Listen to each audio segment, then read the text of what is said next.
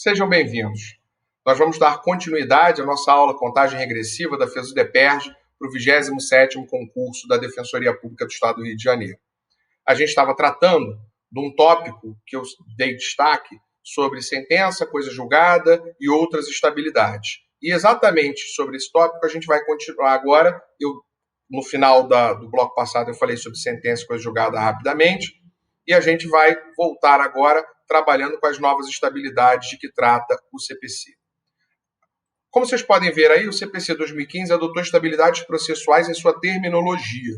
Se você fizer a consulta pela palavra estabilidade, você vai conseguir descobrir, se eu não me engano, 17 ou 18 termos, quase todos associados à união estável, mas quando você continua com a pesquisa com a palavra estável, você vai achar as estabilidades processuais que a gente vai tratar agora, e que são todas elas também abordadas na doutrina. Essas estabilidades que a gente está tratando agora, elas não existiam quando a gente tinha o Código de 73.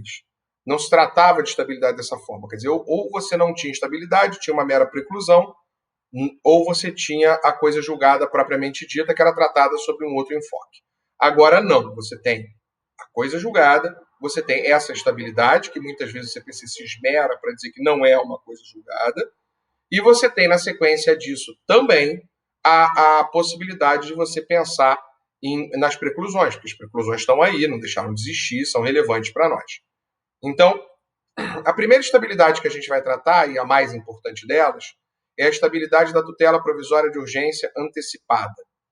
E veja, a gente está falando aqui da antecipada antecedente ou inicial, que é deferida logo de cara. A tutela antecipada concedida nos termos do 303 torna-se estável. Olha a estabilidade aí. Se da decisão que a conceder não for interposto respectivo recurso. No caso previsto no caput, o processo será extinto. Então, vamos começar a explicar isso aí, porque isso aí não é uma questão que seja absolutamente tranquila, embora vocês já devam ter estudado, com a proximidade da prova, já estudaram essa questão. Eu vou ter que seguir dois exemplos. Primeiro exemplo, eu proponho uma ação como eu fazia antigamente. Eu proponho uma petição, faço uma petição inicial, elaboro uma petição inicial, e no corpo dessa petição inicial eu faço um pedido de tutela antecipada. Essa tutela é deferida. No momento em que ela é deferida, o que acontece? Você vai ter a intimação e citação, e a rigor esse processo vai continuar andando, porque ele já está completo, já está fechado, já está organizado. É tudo muito semelhante ao que a gente tinha no Código passado. A outra parte vai poder agravar dessa decisão, está prevista no 1015, inciso 1, a possibilidade da utilização do recurso de agravo, só que você não vai ter a finalização do processo se esse agravo não for interposto, ele continua a partir dali. Entretanto, essa dinâmica se altera se você tiver a utilização do 303.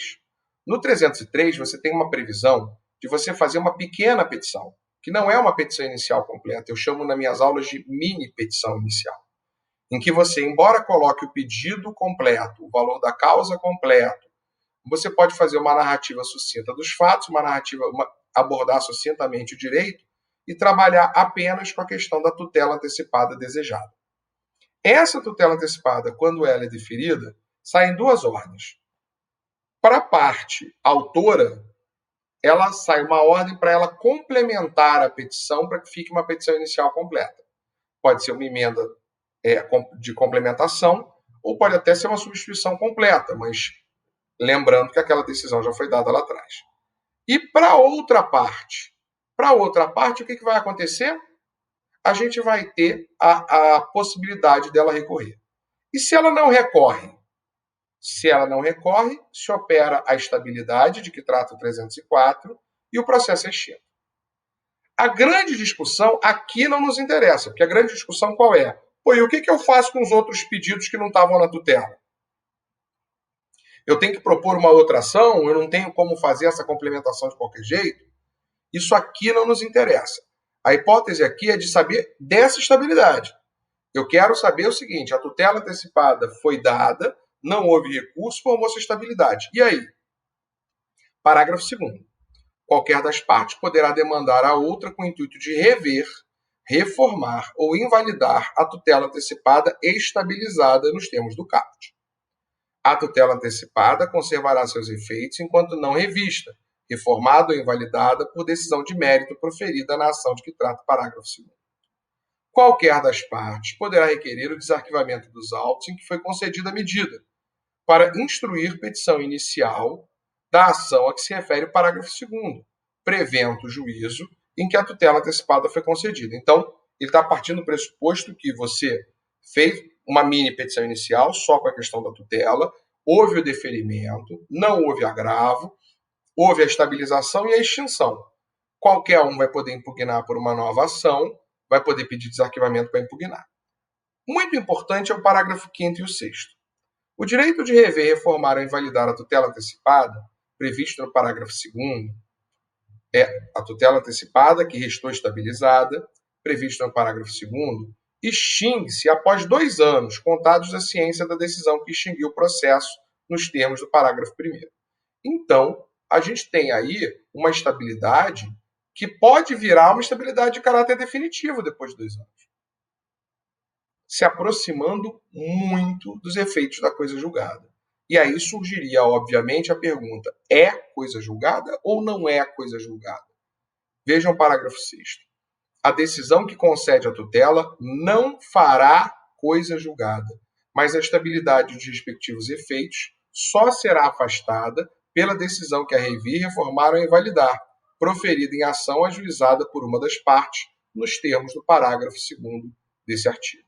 Então, não é coisa julgada, é estabilidade, mas é uma estabilidade que, se não for impugnada depois de 2 anos, tende a se tornar permanente e definitiva.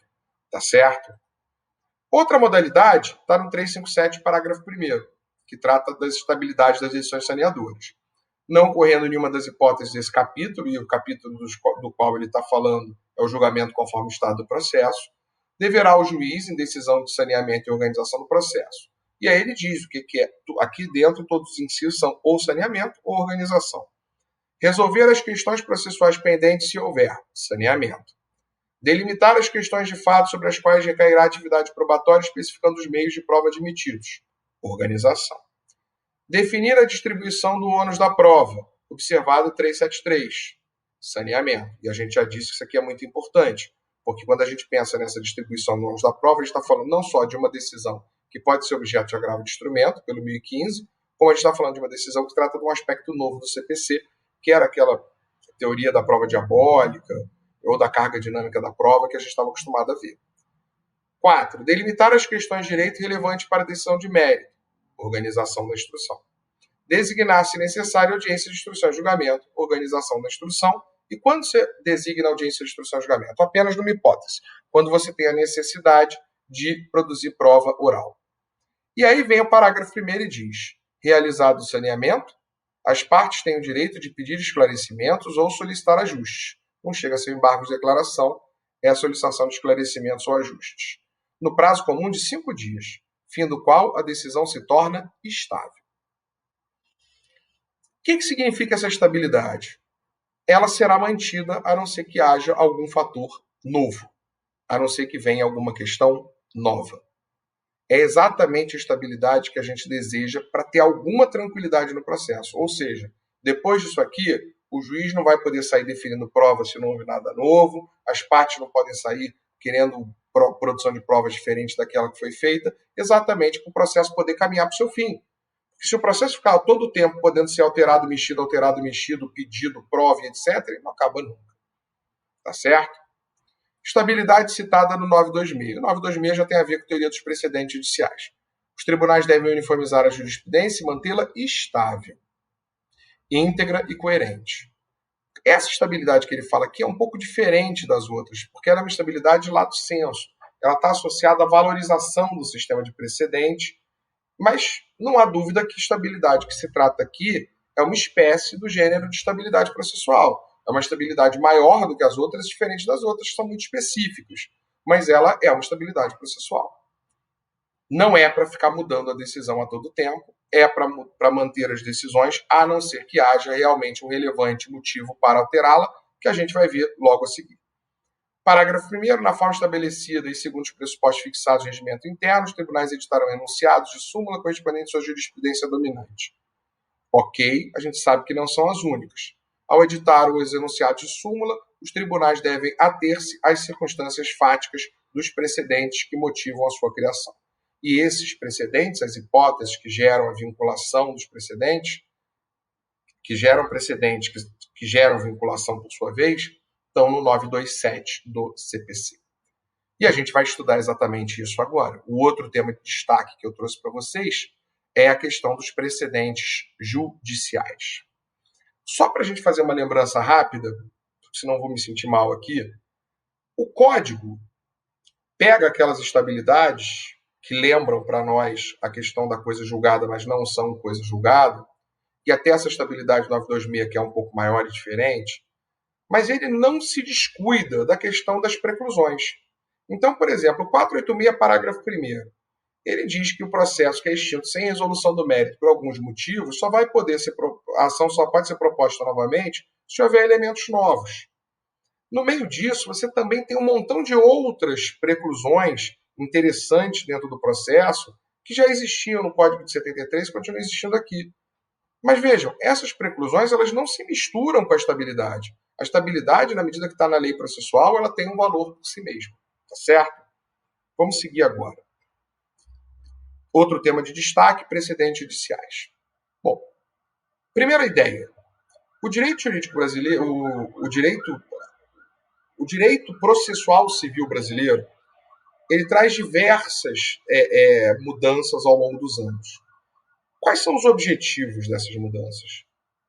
Igualdade, segurança jurídica, celeridade e uniformização da jurisprudência. Essa uniformização da jurisprudência, ela na verdade é a espécie de um gênero. E o gênero é evitar decisões díspares em casos análogos. A gente podia até dizer que isso, evitar decisões díspares em casos análogos, estaria inserido na segurança jurídica. Só que isso ficou tão grande, isso ficou tão preocupante, isso ficou tão relevante para nós, que a gente acabou seccionando isso. Porque todos nós estamos fartos de saber de situações absolutamente iguais que acabam, infelizmente, recebendo um tratamento diferente por parte do Poder Judiciário. O CPC 2015, ele não criou algo novo. Ele apenas caminhou no sentido de aperfeiçoar o sistema de uniformização da jurisprudência existente, que muitas vezes é esquecido por nós. Já existia lá no 476 do CPC de 73. Mas a gente não fazia, não usava. E não usava porque ele não era vinculante, não usava porque ele não era obrigatório, e isso agora vai ser. Agora já é. E é por força do 926 e principalmente do 927 do próprio CPC. Outro cuidado que a gente tem que tomar, e é um cuidado que desde o início a gente tem preocupação em esclarecer, é que isso não se trata de uma utilização da common law. Então eu não estou pegando o sistema anglo-saxônico por tradição e trazendo ele para nós. Não é isso. E também não é uma simples aproximação do sistema, dos sistemas da civil law e da common law. A civil law tem como fonte primária a lei, a common law tem como fonte primária os precedentes judiciais. Você não está aproximando esses sistemas. A gente continua trabalhando dentro de um sistema de civil law. Só que você está gerando uma complementação. Você está gerando uma melhora de qualidade do sistema que existe hoje no nosso país através de valorização dos institutos dos precedentes. Assim como os países da common law, muitos deles com destaque para a Inglaterra e para os Estados Unidos, vêm cada vez mais, entre aspas, codificando, normatizando as suas relações, a fim de você ter normas fechadas que ajudem os magistrados a julgar os casos concretos. Da onde veio essa necessidade de você complementar o sistema existente com o Instituto dos Precedentes, ou a valorização, ou o fortalecimento desse instituto? Isso veio, e essa era a principal crítica, da interpretação divergente das normas. Então, dois magistrados identificavam o mesmo caso, davam a mesma abordagem ao caso, usavam a mesma lei para tratar do caso, mas interpretavam a lei de forma diferente. E ao interpretar a lei de forma diferente, davam decisões diferentes. E aí você tinha a maior das injustiças. Você tinha uma pessoa que sofreu um descumprimento contratual, propôs uma ação, o descumprimento foi reconhecido e ela teve direito a uma série de vantagens e uma mega indenização. E uma outra pessoa, numa situação absolutamente idêntica, com o mesmo contrato, com o mesmo tipo de descumprimento, que propõe a mesmíssima ação, com os mesmíssimos pedidos, e o pedido é julgado improcedente, ou procedente apenas numa pequena parte, que não era nem relevante para ele. Então, essa discrepância, essa incoerência judicial é que leva à necessidade de você valorizar o precedente. Qual o conceito? E eu vou usar o conceito do professor Didier.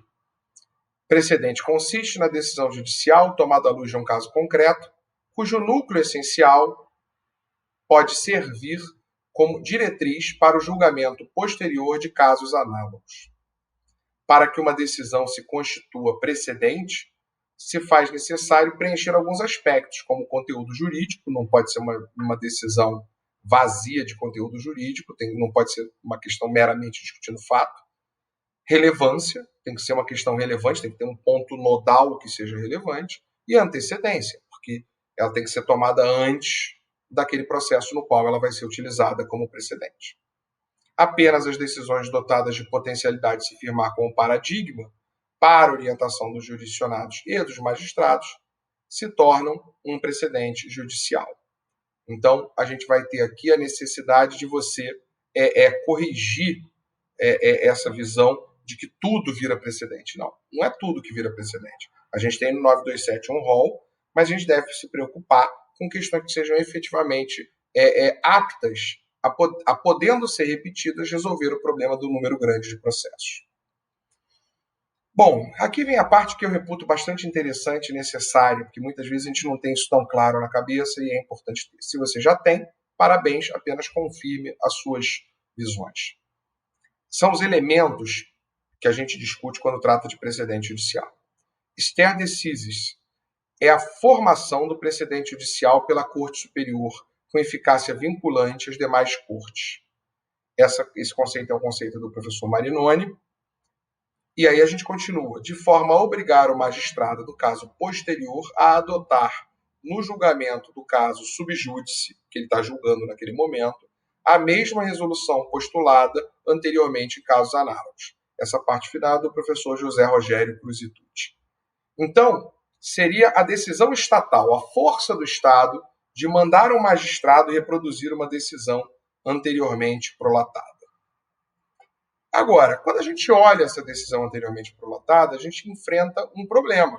E o problema é discutir o que é, olhando uma decisão completa, o que é obrigatório e o que não é.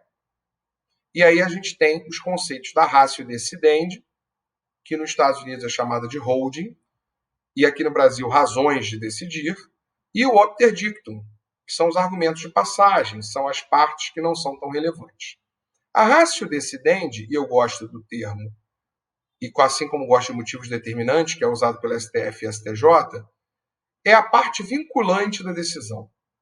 São as razões de decidir, os motivos determinantes, os fundamentos jurídicos, a opção hermenêutica interpretativa ou a tese jurídica, são mais ou menos sinônimos, que sustentam a solução de um determinado caso concreto e devem ser repetidos nos demais. Ela se manifesta a partir dos elementos das decisões, relatório, fundamentação e dispositivo. Então, eu examino esses elementos, relatório, fundamentação e dispositivo, não é só o dispositivo de jeito nenhum, para que eu possa formar a noção do que é a ratio decidendi, qual é o ponto central daquela decisão, que é a razão de decidir que vai ser replicada nas decisões posteriores, os motivos determinantes que devem ser adotados pelas decisões posteriores. O obter dictum é o que sobra. Eu tirei a ratio decidendi, o que sobrar é o obter dictum. É a parte não vinculante da decisão, corresponde às questões secundárias utilizadas na resolução do caso concreto, é tudo aquilo que não é tão relevante nem tão fundamental e não contribuiu diretamente para a conclusão da tese jurídica. E para o conceito de obter dictum eu usei a manifestação da professora Teresa Arruda Alvim Vambier, que foi uma pessoa absolutamente essencial para as modificações ocorridas no CPC. Quando a gente pensa, então, na ratio decidendi, e a gente sabe que ela será aplicada, que é isso que ela vai ser, ela será aplicada obrigatoriamente como precedente, a gente tem que pensar nas técnicas de aplicação, superação e alteração dos precedentes. Ou seja, a flexibilidade para aplicação ou superação do precedente é essencial, pois é essa flexibilidade, são essas técnicas das quais eu estou falando aqui, que possibilitam que o precedente acompanhe a evolução e o progresso da sociedade.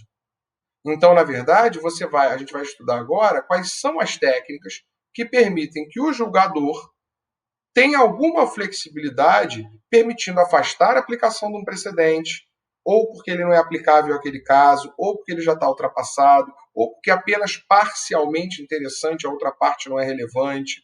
É isso que a gente vai ver agora. A primeira hipótese é o que a gente chama de distinction, ou distinção. É a distinção entre o caso concreto, em julgamento, que está sendo julgado, e o caso paradigma.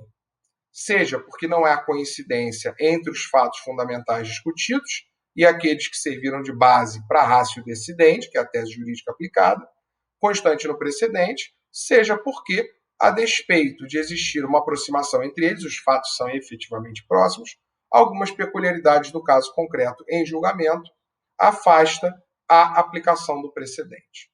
Isso acontece muito quando você tem duas situações muito parecidas, mas você tem uma norma muito específica. Então, você está falando de arrendamento de veículo, aí sai uma norma, fala, não, se o veículo for um veículo azul, para esse não vale. Vai ter distinção, porque tem uma norma própria que distingue aquele veículo. O afastamento do precedente, ele não implica dizer que ele está equivocado ou que deve ser revogado. Ele apenas não deve ser aplicado no caso concreto. No entanto, quando esse afastamento ocorre sempre, você vai ter que acabar trabalhando com a superação dele. A superação, que a gente chama de overruling, ocorre quando um precedente contém uma tese jurídica ultrapassada ou equivocada, que necessita ser substituída por um novo e diverso entendimento, o que se faz através da reavaliação dos fundamentos que levaram à formulação daquele precedente. A superação pode ocorrer de uma forma expressa, que é o express overruling, ou de forma tácita, implied overruling. Quanto aos efeitos dessa superação, ela pode ter eficácia ex tunc, portanto, que retroage, raríssimo, retrospective overruling, é muito raro essa retroatividade, porque vai atingir julgados que já foram prolatados, e eficácia ex nunc, que é a normal, que é de prospective overruling, ou seja, esse é o precedente que não vai retroagir nessas hipóteses. Existe também a possibilidade dos tribunais inferiores indicarem a possibilidade da revogação do precedente, que é o que a gente chama de anticipatory overruling, ou seja, eles indicam, olha, esse precedente aqui tem que ser revisto, porque ele já não está mais sendo aplicado como era antigamente. Você tem também o fenômeno que eu falei para vocês de uma superação parcial do precedente, que é o que a gente chama de overriding, consiste em limitar ou restringir a incidência do precedente formal de forma parcial, então uma parte do precedente é mantida, outra é retirada, e o que a gente chama de sinalização, signaling, que é a sinalização pela corte responsável que vai haver uma mudança. Então, isso aqui é muito importante, porque quando a corte responsável diz que vai haver mudança, você não tem a revogação ainda do precedente, mas você já tem a certeza de que vai haver em breve a revisão. Então, muitas vezes, você tem o antecipatório overruling, que vai indicar, o tribunal indica que ele deve ser revisto. Na sequência, você tem a corte revisora, que vai mexer no precedente, fazendo a sinalização da revisão. E aí, depois você tem o overruling de fato, tá certo? Normalmente o expresso.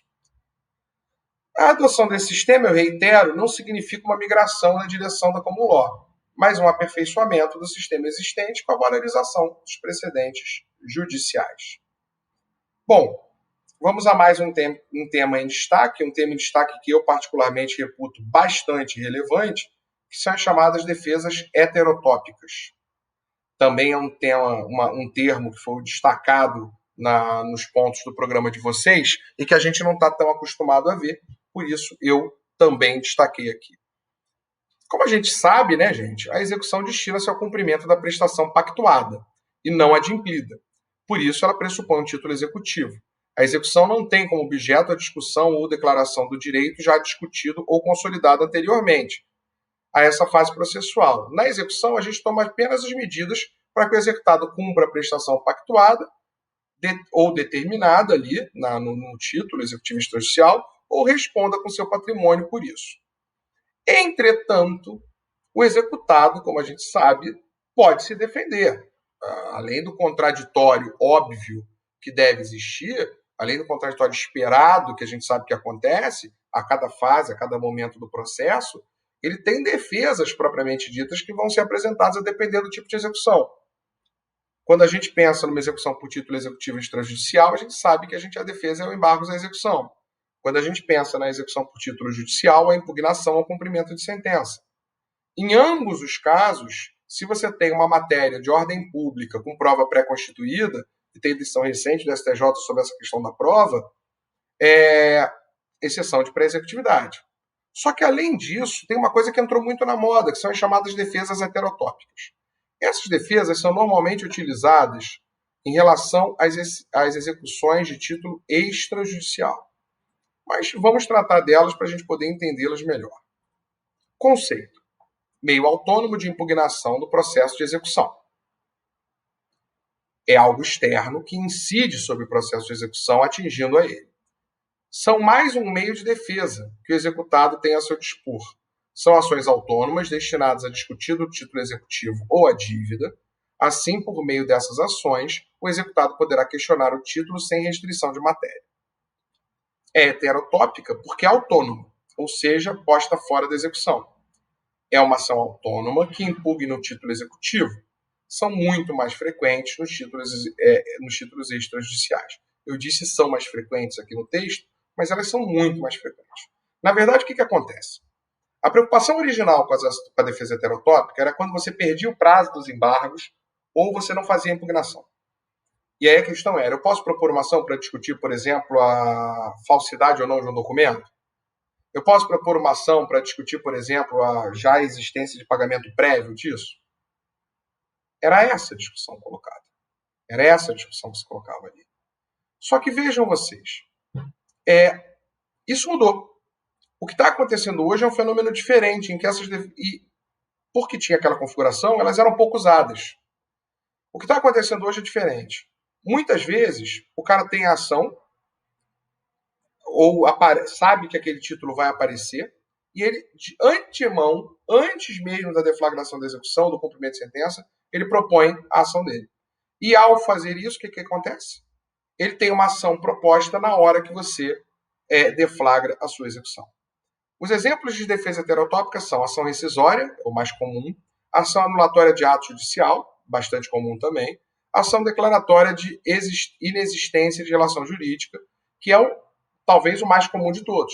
Você está impugnando. Tem a de falsidade também, uma ação declaratória de falsidade de título, que é muito comum.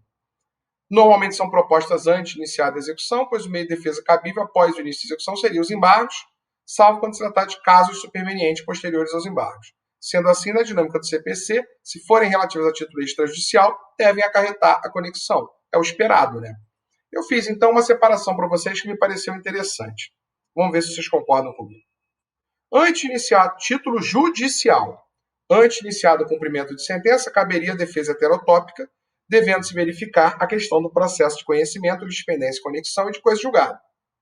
Se já tem coisa julgada, caberia só a rescisória. Se não tem coisa julgada, poderia caber uma outra demanda, mas aí poderia, não tem que se afastar da dispendência, mas seria conexa.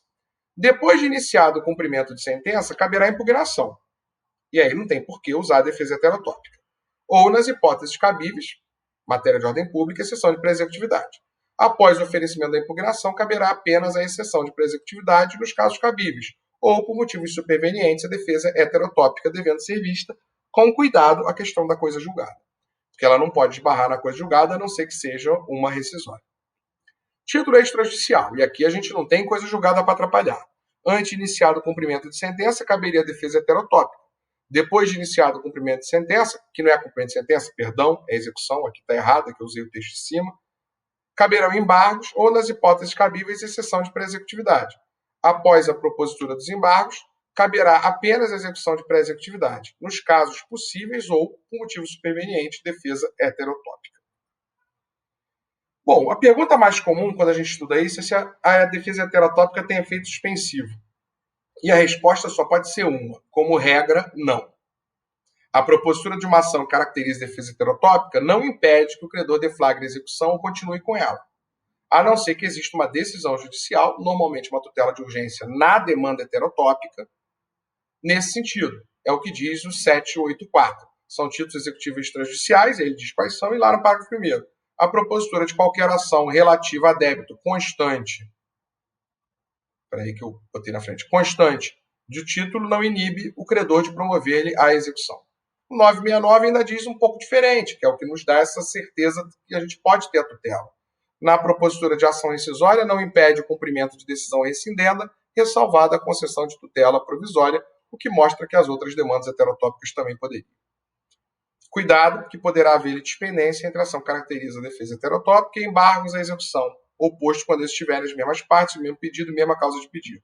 Se houver litispendência, em regra, você tem que extinguir os embargos, que são propostos normalmente de forma posterior. E, normalmente, se não houver essa litispendência, vai haver a conexão. Havendo a extinção dos embargos, a conexão entre a execução e a ação que caracteriza a defesa heterotópica. Vou gastar mais 2 minutinhos aqui falando de 2 julgados do último informativo que saiu depois da turma Bizu e que eu não tive a oportunidade de colocar na turma Bizu para vocês. O primeiro é o RESP 1.930225, bem tranquilo, cumprimento de sentença, impugnação, ausência ou defeito de citação. Termo inicial do prazo para contestação, intimação da decisão que acolhe a impugnação. Comparecimento espontâneo do executado, insuficiente para sanar o vício. A questão é simplíssima. Houve nulidade de citação, passou o processo todo, o cara foi condenado, foi deflagrado o cumprimento de sentença, e aí ele é intimado para cumprir. Ele não é citado, ele é intimado. Ele vai na impugnação e alega nulidade de citação. Se o juiz reconhecer a nulidade da citação, ele não está citado.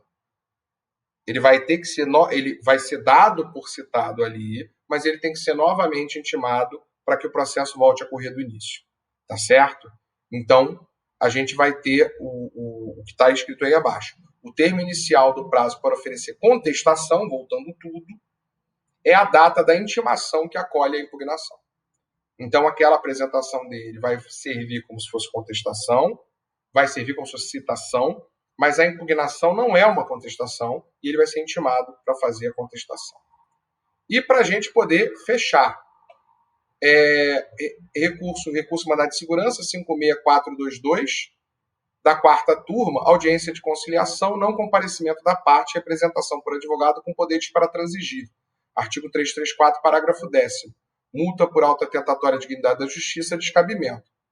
Gente, não cabe aplicação de multa pelo não comparecimento pessoal à audiência de conciliação, e essa multa seria por alta tentatória de dignidade da justiça, quando a parte estiver representada por advogado com poderes específicos de transigir, que é o que a lei autoriza. Você não pode multar alguém por fazer o que a lei autoriza. Com isso, a gente conclui essas dicas de última hora, essa contagem regressiva para o concurso você. Desejo a todos muito boa sorte. Concurso é um processo na vida da gente. O importante é não desistir, estudar sempre, porque o acúmulo de conhecimento vai permitir vocês chegarem onde vocês querem, onde vocês merecem estar. Eu desejo a todos muita sorte, bons estudos e até ao nosso próximo encontro. Obrigado.